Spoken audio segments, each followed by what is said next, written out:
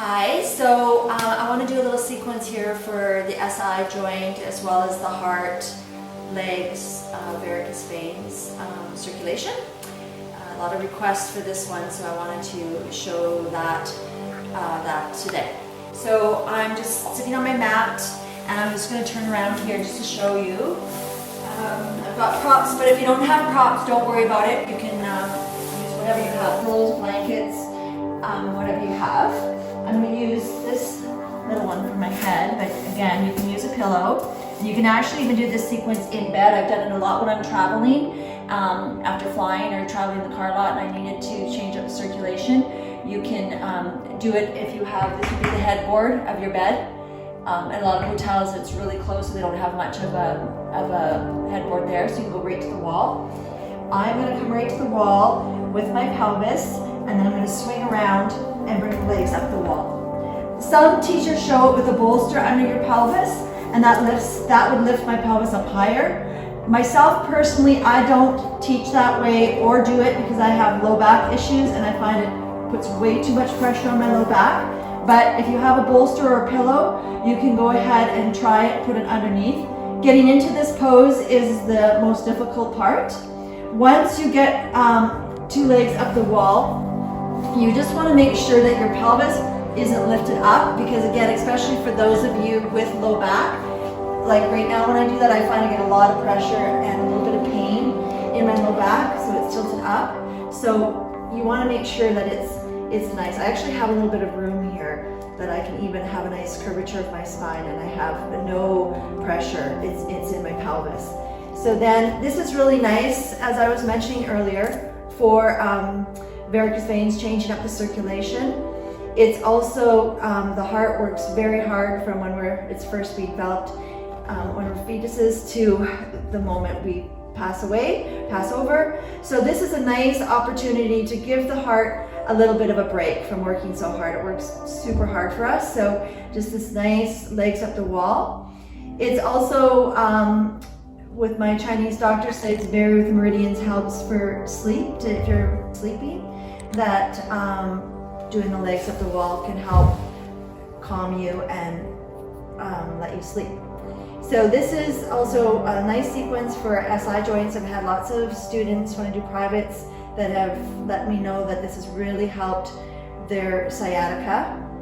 So it may help you with that as well if that's an issue. I always try different poses. We're all different, unique, so sometimes one pose works for someone and it won't work for another. And then just make sure your head just feels comfortable. It's nothing, your pillow or blanket underneath your head. Your shoulders are nice back and down. They're not up by your ears. You can rest your hands on your belly chest and come into some nice soft breathing, just relaxing into it as long as you like. I would recommend try to stay here for at least 5 minutes.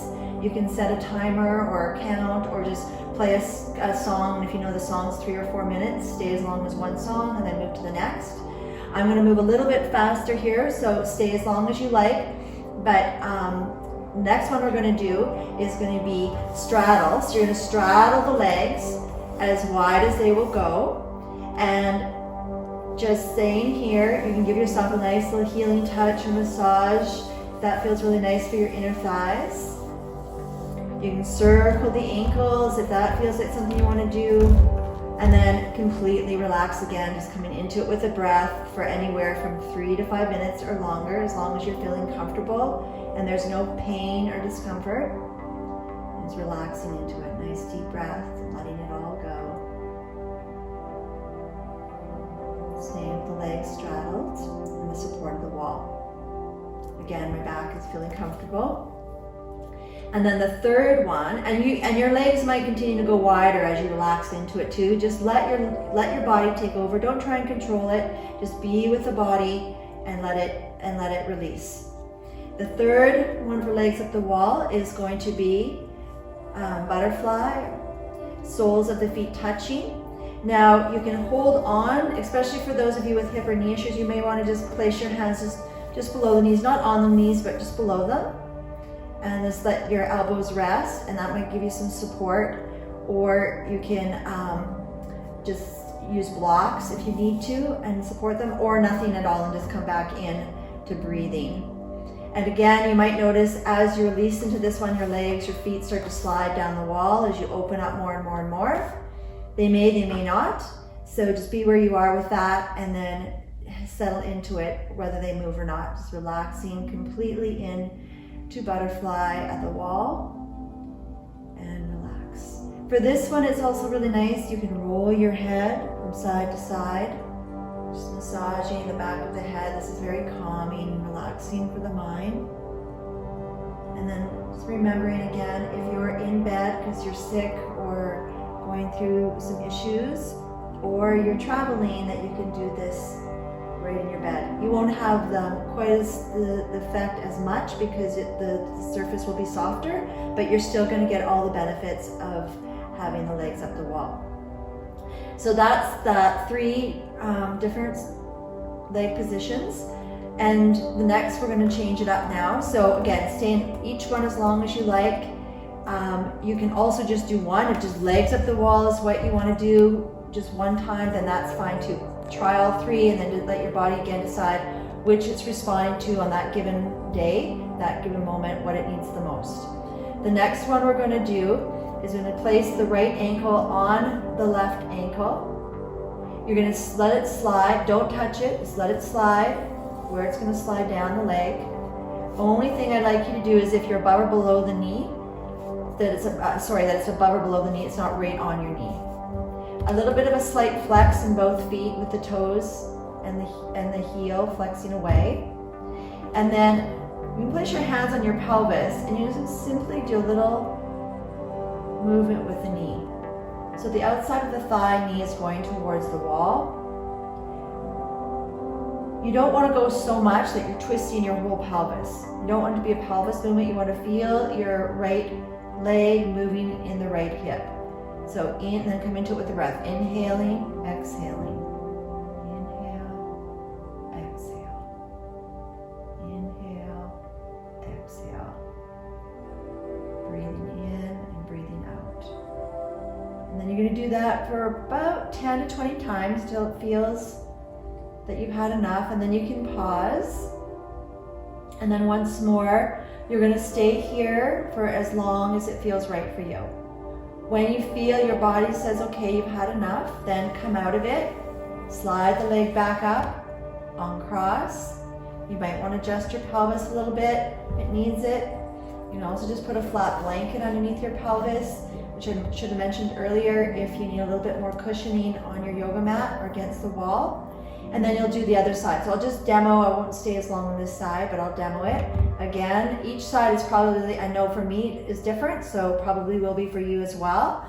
So treating each side completely different, feeling this side, letting that leg, ankle slide down the right leg, slight flex of both feet. And then, so this side, my hip is a lot more locked than the other side. So it is where it is. I'm not going to force it. I'm not going to pull that leg or try and force it anyway. Once it stops, I stop. And then I'm going to inhale towards the wall. Exhale, relax. So my external rotation on this side isn't as much as my other side because I have a lot more movement in my right hip than I do my left. So when I do any of my practices with yoga, I treat each hip, each side completely different, respecting where I am on each side. So if you've had accidents or surgeries or traumas in your body, please appreciate that, respect it, be compassionate for yourself, and move in a way that is kind to your body and that you're not forcing. So softly moving, inhale towards the wall, exhaling away. And then stop. Pause for as long as you like, just letting your body absorb the movement, absorb the stillness, holding the stretch, and then coming up. And for you, you might not be sliding that far down to start. You might only be here or here. That's okay, be wherever you are. Just begin. Uncross, back to legs up the wall. You can even do a little bit of a shake if you like, roll the ankles out.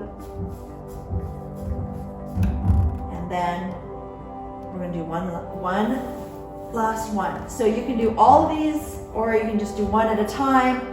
You'll have the video so you can decide. I'm just going to wiggle my way back a little bit here. Okay, so feet are on the wall now. So now I have my knees in line with my hips. Feet and legs are hip width apart.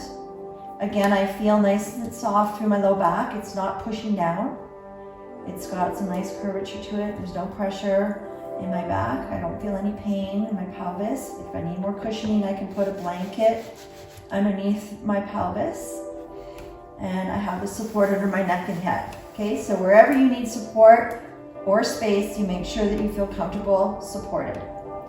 From here, you're going to take your foot, and this time you're going to place it back on the left thigh for window pose, or some people call it the letter 4.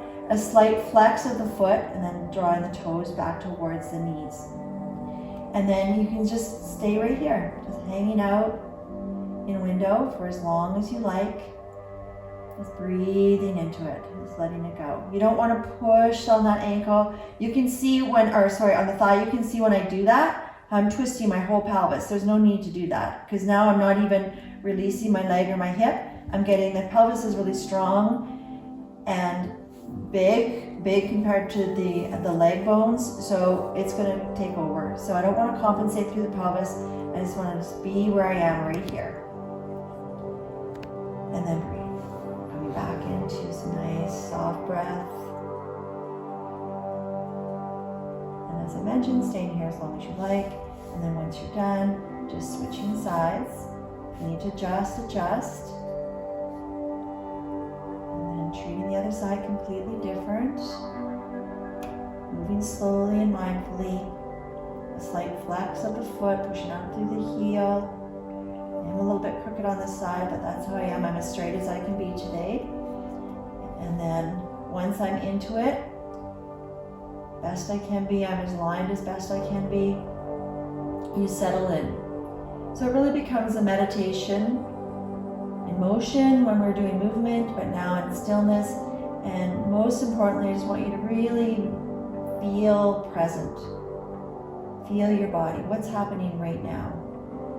In your body, in your breath. What are you feeling? What are you noticing? Finding that stillness and quiet in each of the poses to listen to your body. Staying here again for a song or two, or setting a timer on each side, or counting. And then when you're finished, releasing the leg, coming back. So namaste. Hope you enjoyed legs up the wall and the hip openers and all the benefits of the sequence. Have a good one.